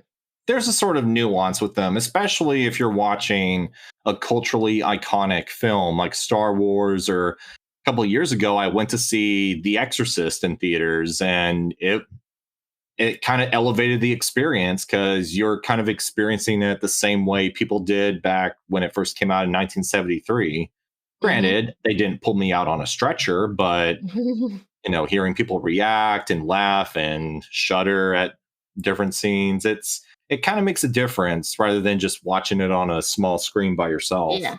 See, I went to see there's this theater we have called the Fabulous Fox Theater, and it used to show old like movies back in the day. So every like summer they'll show old movies, and me and my mom went to go see Singing in the Rain, the classic featuring uh Nice. uh Carrie Fisher's mom, and it was just there was something about it. We felt like almost transported back in time. So it's like, and I think the thing is like I'll go to the theater to see an old movie on screen just to experience that because the experience, like you said, it is different, especially when you're like with people who love the film.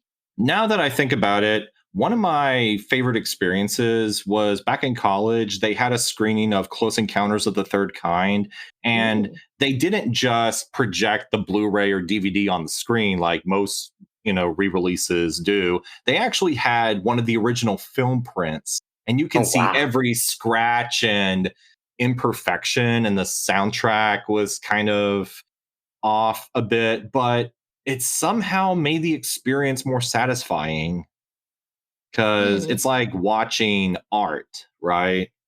Especially for a movie as, ambitious and mysterious as, Close Encounters. Oh yeah. That's like also considered, I think, like one of the best like American or like Western sci-fi movies. So it's like, it's Yes. great to get to experience that like on the big screen. Now, so this is also good news. We are gonna be getting an animated Spider-Punk movie from Daniel Kaluuya and Ajon Singh. It's in development. And here's my thing. I was thinking, about this because for some reason Sony's like, "Hey, let's make all these movies about Spider-Man's villains without Spider-Man." Hmm. So it's like, "Wait, why weren't you doing this before, like, giving spin-offs to other Spider-Man characters?" I know Spider-Noir's getting one. Um, and I think there's rumors of them doing like Spider-Ham shorts. I'm like, why not just do this instead of making all these really, really bad live action movies about these Oh, Spider-Man it villains without Spider-Man. it's morphin time. Oh Oh god. god. Dude, the fact that they saw when they saw so for those of you who don't know, the film Morbius was a massive flop and it became like a meme. Well, the CEOs up in Hollywood, they're idiots. They don't understand meme culture at all. They thought people were actually genuinely excited about the movie. They put the movie back in theaters and it lost them more money. Wow. Oh my god. Yeah, again, I'm like, okay, so first of all, Sony and animation has been killing it as of late.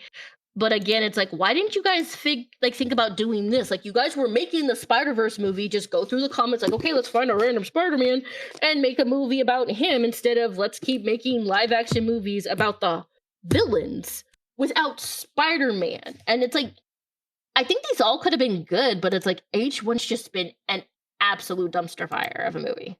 I think the problem is, you know, between this and Joker, I think Joker worked as a standalone villain movie is because everybody and their grandmother knows Batman lore enough Yeah. for them to accept this isolated adaptation. But with the Spider-Man movies, we're just kind of getting to know him. I mean, I know it's Hmm. been 25 years since the Tobey Maguire movie came out, but the general audience is still warming up to the entirety of Spider-Man lore. Like, I, Mhm. I don't think the movie's even covered more than half of the rogue gallery that he's come across. Oh, definitely not. And the fact that they kept remaking Spider-Man, like, this Sam Raimi movies could have gone on just like the X-Men films where they Oh yeah. kept the same continuity and the same actors, but have different directors. Because Sam Raimi didn't want to make any more after Spider-Man 3, but instead of making Spider-Man 4 and possibly develop Peter's adulthood, they just decided to redo it with Andrew Garfield's duology. And then Tom Holland. But like I also kind of feel that when it comes to like Spider-Man, everyone knows who he is, but his, like you said, his rogue gallery are not as well known. Yeah, I like feel who like the hell knows Craven the Hunter, Madam Web, or Morbius? Morbius. Like, out of all these Spider-Man characters, they had to choose the most obscure one instead of like his yeah, main foe. Like, I, I was gonna say it's like why did they not start with a Goblin movie? Just because like I didn't even know who Morbius was either. I only know Craven because of the animated show. I'm like, also, like, why didn't they make a Black Cat movie? That would have made a little bit more sense. I feel like Mhm. people know who she is, so it's like I I'm happy mean, that.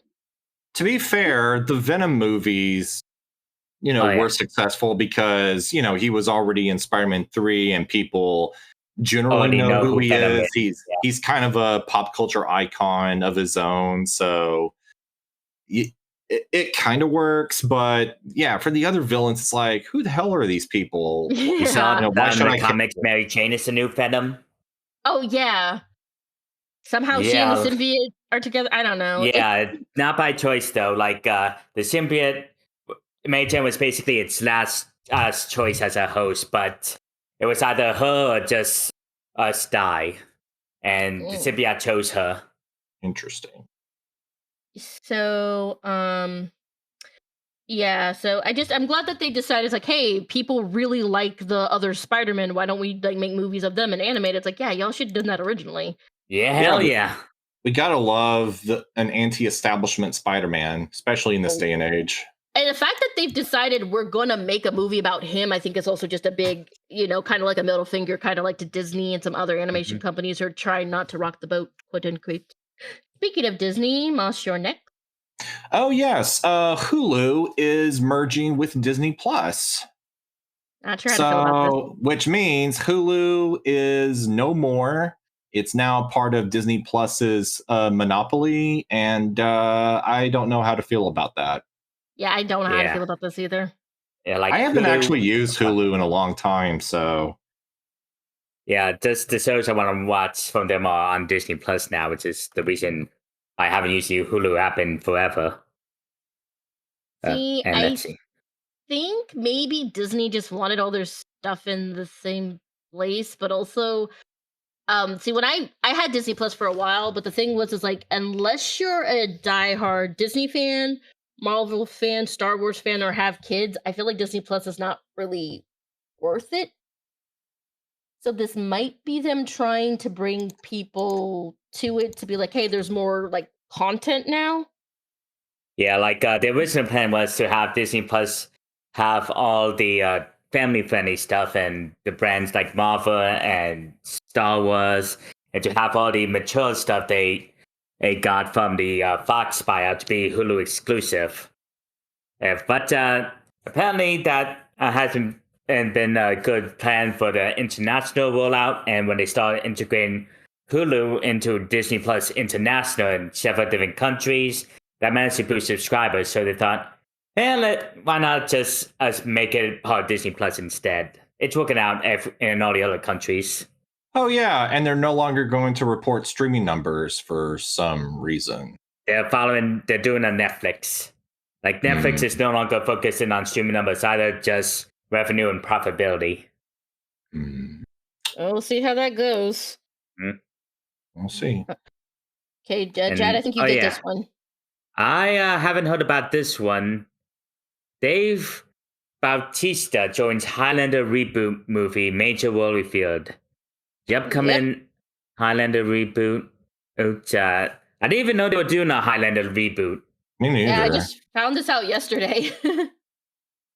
Bautista was still opposite of Henry Cavill. Hopefully they treat him better than DC Comics did.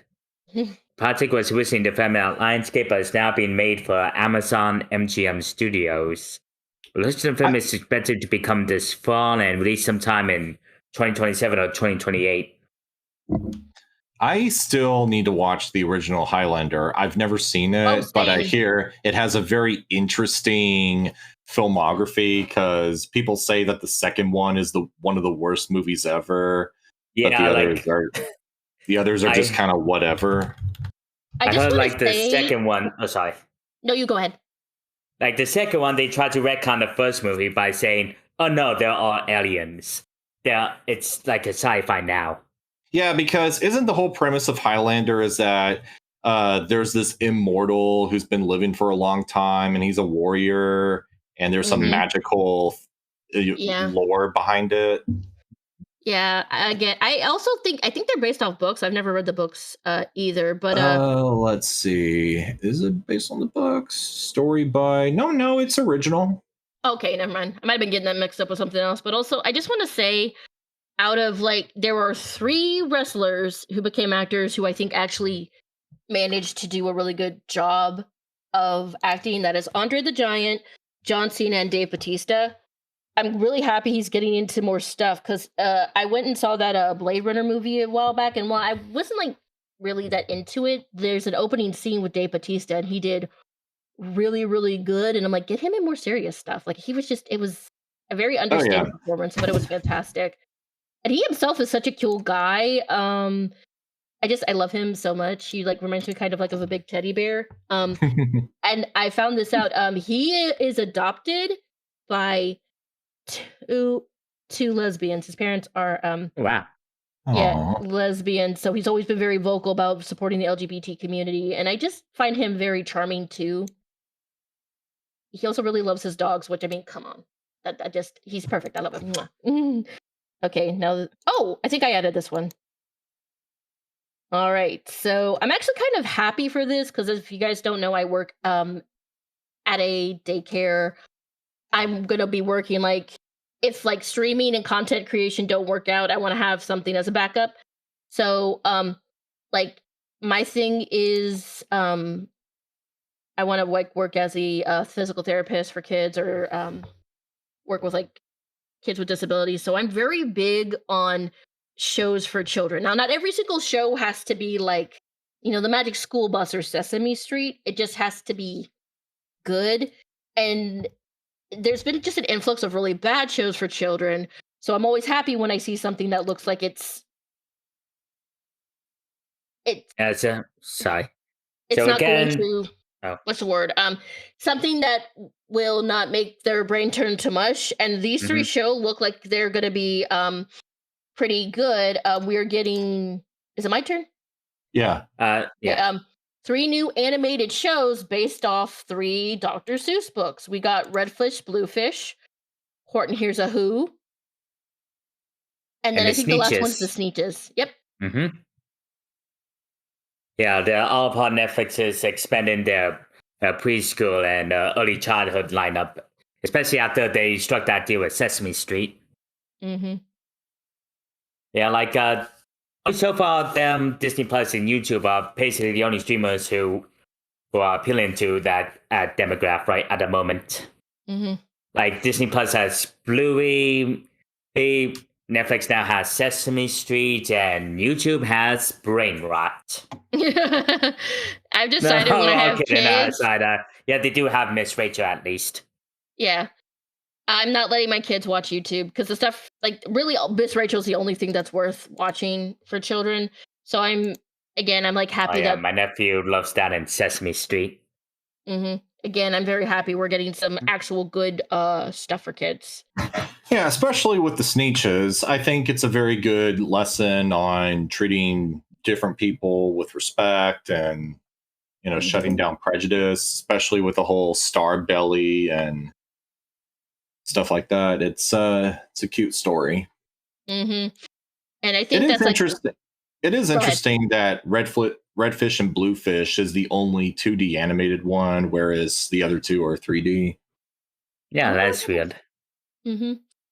All right, and then your next boss. No. Did you go, Jad? Uh, let's see. Mars, me, no. Rudy went. This is you. Okay. All right. So there's a new Terminator video game, and they just came out with a trailer. It's called Terminator 2D No Fate. Mm. Actually, I think I did see this trailer, and it's animated just like a Sega Genesis game. Yes, I And it love it when they looks, do the retro Oh yeah, style. it's all 16-bit. yes. Oh my God, this looks so cool. Dun Oh, dun dun dun oh wow! I love the dun animation on this. dun. I remember the Terminator movies. When the 3rd movie came out, I begged my parents to let me watch the first 2 ones, and Oh no! they were basically. I mean, I was in middle school at the time, so it. And honestly, I feel like this is something that you can get away with showing your preteen because it's not Yeah. too provocative.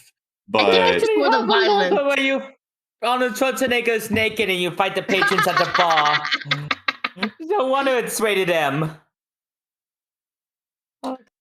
yeah, Man, the but details in it's this are crazy.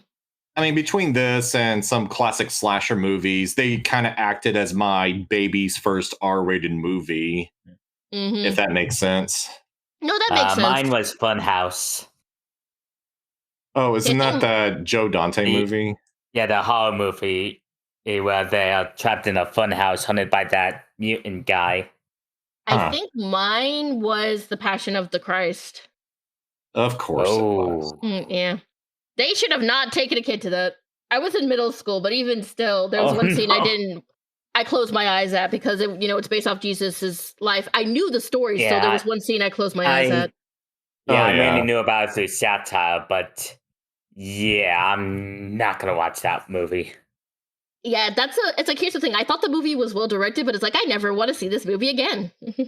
Yeah, there's Oh, also a lot of elements that I found problematic, but I think that's a conversation for another day. Yep. but here is something I'm gonna watch. The Glass Walker gets an American release date. Yes, we've talked The about this before. Pakistan's first hand-drawn animated movie, which has been submitted for the 97th Academy Awards. It's getting an English language trailer ahead of its August 15th release. Oh wow, that's really soon. Hmm. Let's Well, see. it's opening in New York City on the 14th, but Oh, okay. it's opening everywhere next month on the 5th. Oh, Thank okay. goodness. Let's see who's distributing it. Watermelon Pictures, and yeah, it looks pretty. Like it's heavily influenced by Miyazaki, and Oh the yeah. animation from what we saw from the trailer a few months back, it looks beautiful. Yeah, So I'm yeah, digging the style. See, I who's think been this pinging is me? taking place in the real world, Yeah, but yeah. yeah. Yeah, okay. The Glassworker is set in a world loosely inspired by Pakistan. It follows young Vincent and his father Thomas, who run the finest glass shop in the workshop in the country. Their lives are disrupted by the arrival of Army Colonel and his gifted violinist daughter Elise against the backdrop of an impending war they want no part of. Yeah.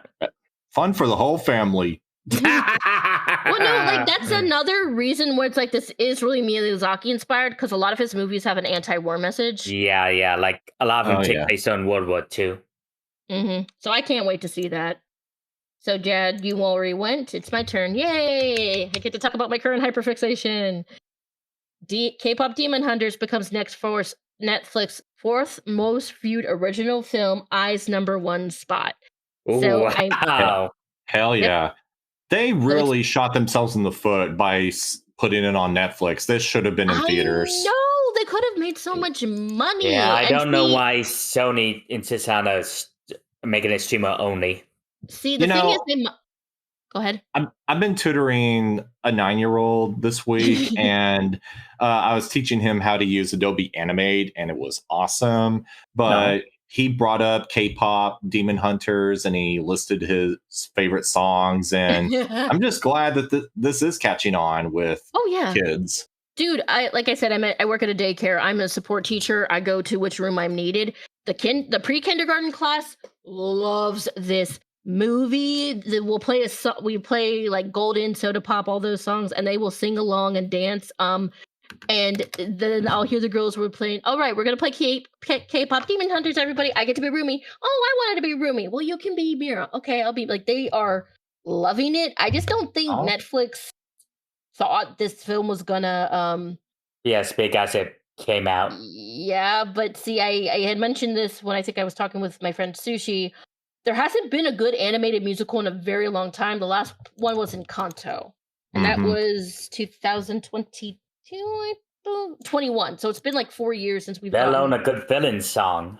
exactly. And I think it's like they didn't. I don't think they realized how popular K-pop is, how much people really wanted another good like animated musical and an original story with some awesome like characters. So I'm glad this is doing so well, especially since I just feel like Sony Animation has been really hitting it out of the park lately with their stuff, so it's just nice to see. I'm also really hoping this passes Red Notice because I hate that movie. I'm sorry. Um, there are talks about a prequel to a sequel and like some animated shorts. I don't know who started it. Somebody said there was a rumor about a live action film, but Netflix was like, "Yeah, we're not going to do that." I was like, "Oh, thank God." And we'll see if Sony will continue this hot streak with Fixed. Oh, yeah.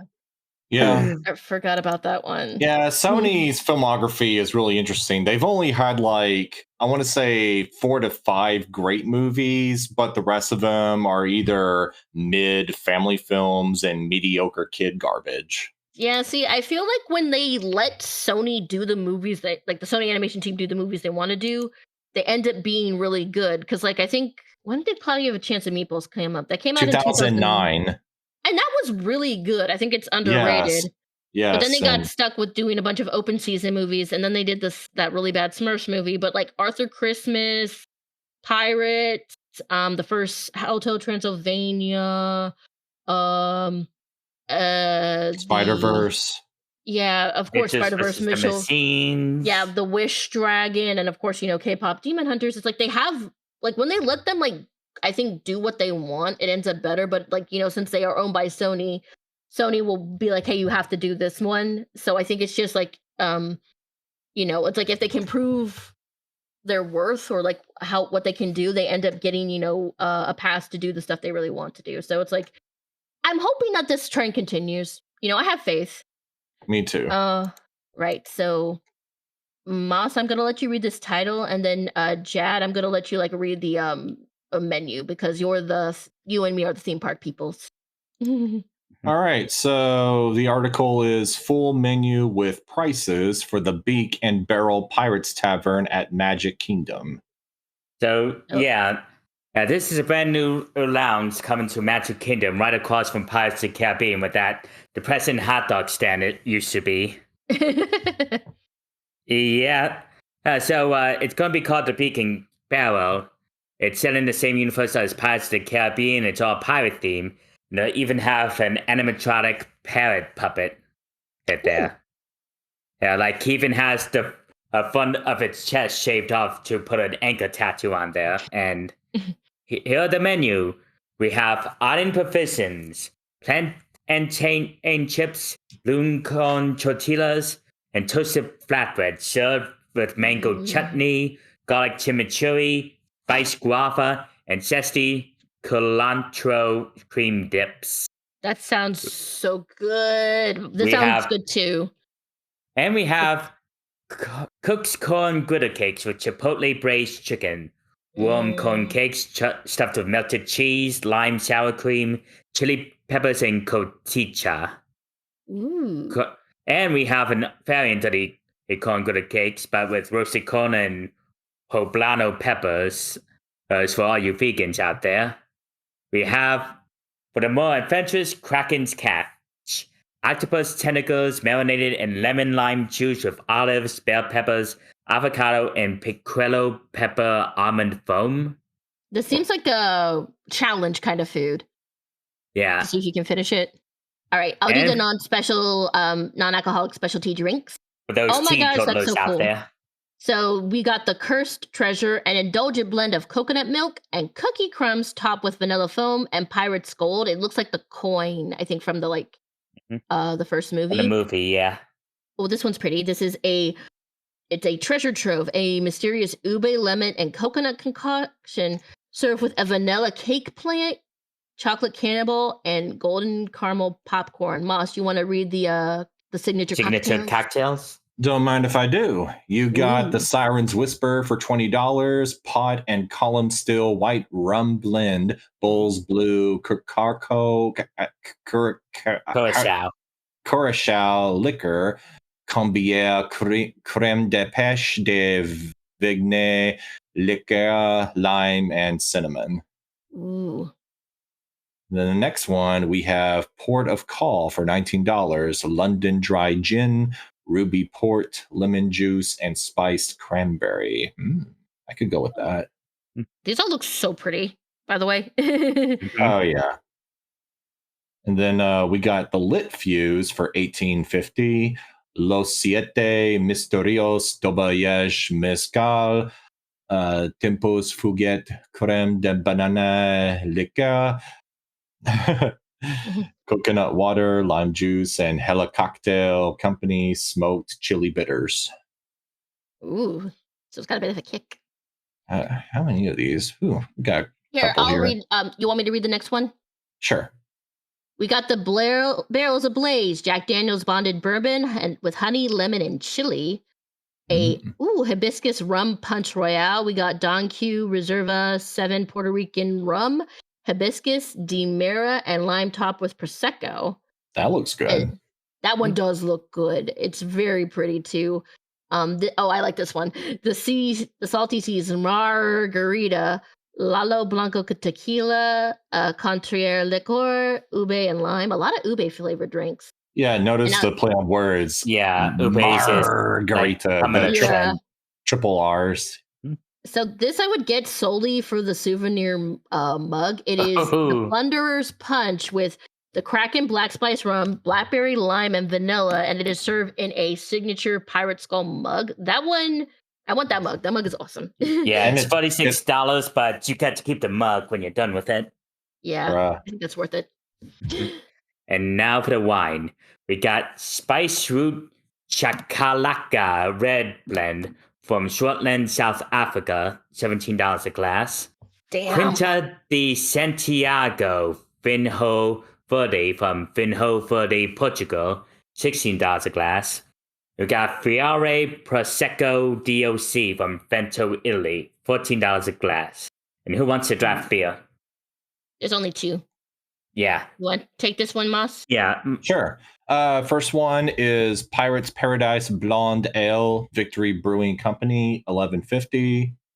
And Berry Treasure Session Sour, try saying that 3 times fast, Wicked Weed Brewing, $13.50. And to reiterate, just to be clear, these 2 are brewed exclusively for this lounge. You can't get them anywhere else. Wow. Nice. So then let's see. And we got just standard bottled canned beer, the lager, IPA, and lager, and rum reserves, and a bunch of algae-friendly versions of whatever's on the menu. Dude, one of these rums are $45. Holy crap. Oh my God. Wow. Dude, Disney is insane with some of these. Yeah. One of them is like a 25-year-old rum. At this point, if you want to go to Walt Disney World, just, I don't know, win the jackpot at your local casino, because Shelly Kidney. You can bring your own food, right, Jad? You mean like snacks, or? Yeah. I think so. Like, I usually pack chips or an apple sometimes in my backpack when we go to Disney.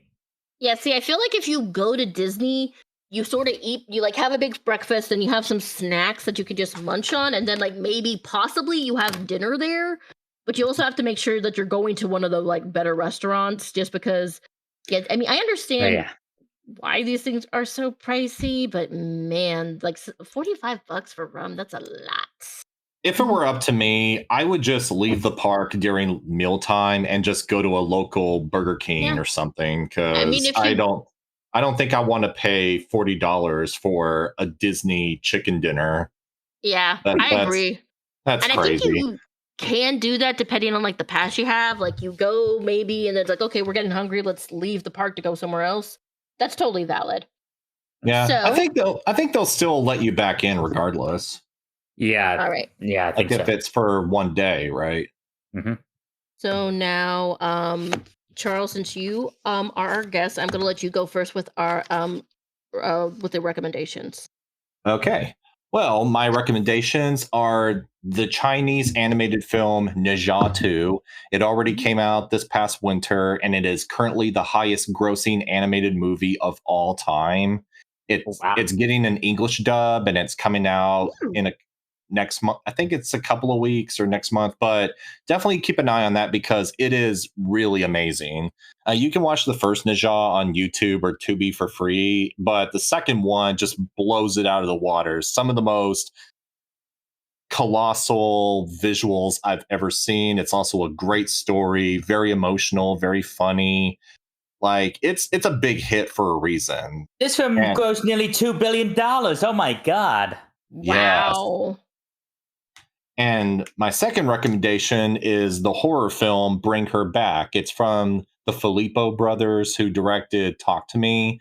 If you're a fan Ooh. of demon possession, ghost movies, this is a very unique and tragic take on the subgenre. It's definitely not for the faint of heart, but I think the Filippo brothers are kind of establishing themselves as new masters of cinematic horror. So definitely give that a shot.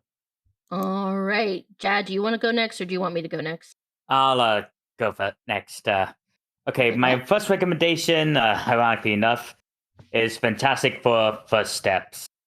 Mainly because I waited so long for us to actually get a good Fantastic Four film, Oh, yeah. and thankfully, they managed to avoid uh, some of the mistakes made in past films. Like, it's not an origin story. The Fantastic Four have been doing their thing for years, and we already know it at this point. Plus, it takes place in an alternate universe. It's like a futuristic take of the 1960s, so you don't have to see any shows or movies in order to follow the plot in this one. Yay, Um, retrofuturism. yeah, so the story is as Sue Storm, the Invisible Woman, and is now pregnant and expecting Richard Reed's Mr. Fantastic's baby.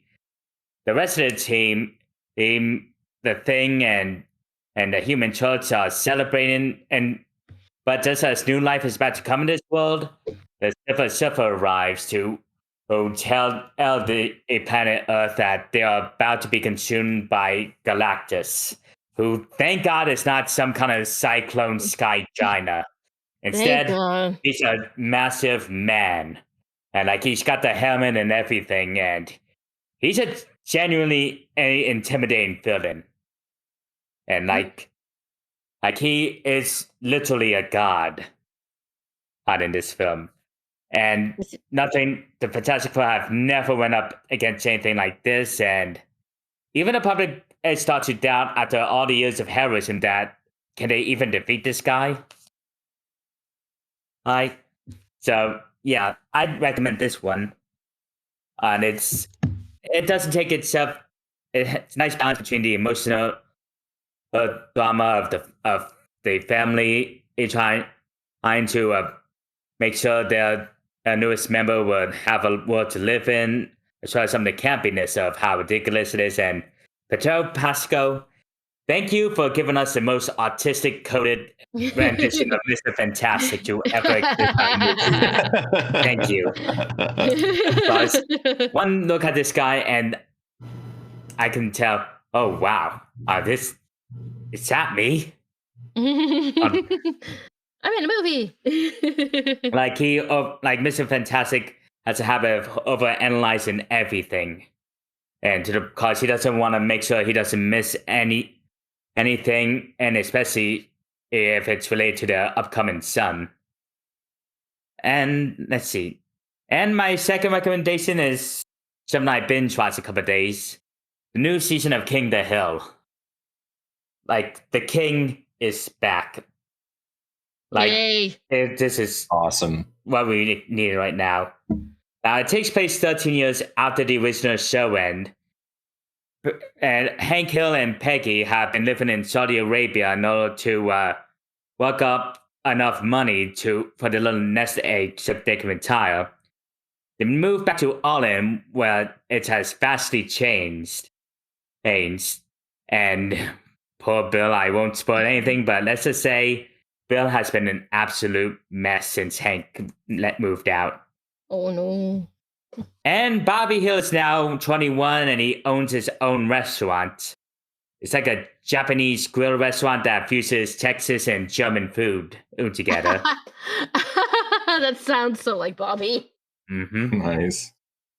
Yeah, so we also see a bit of a, like, Mike Judge still does a great job satirizing and commenting on these topics. Like, there's this one episode where Good Hank Hank's half brother and the son of Cotton Hill, the mutual father.